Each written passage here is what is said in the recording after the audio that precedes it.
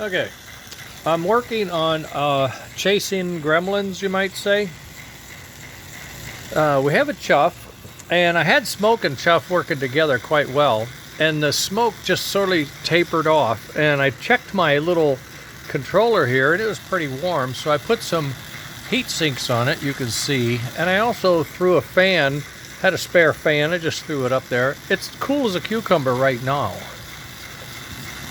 but my heater voltage has gone from 5.5 to 3.3.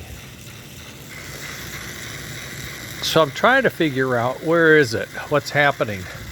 I put the lid on the tender to see if that would help, because I do have a fan back there. Oh, I did have a fan back there.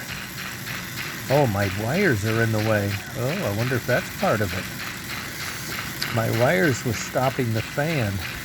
Maybe I should try that again. See what I can get. If I can cool that down that way.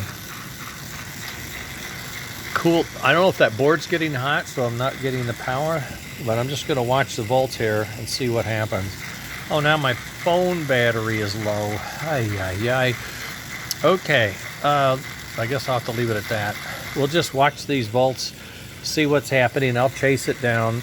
I turned up the power to 8.5 on the buck boost board, and I'm just trying to make sure everything is going to be consistently the same. I wanted to get it on the rails today, but it looks like it's going to have to be tomorrow or the next day. We're looking at freezing cold 3 days, so I should have time. We won't be going out Vesper Dams yet. So I'll post this just for your interest, and I'll get back to you when I know more. But I did get the chuff, and the puff was working well. I'm assuming it still is. Oh yeah, I can feel the motor pulsing. I just don't have any smoke to show you.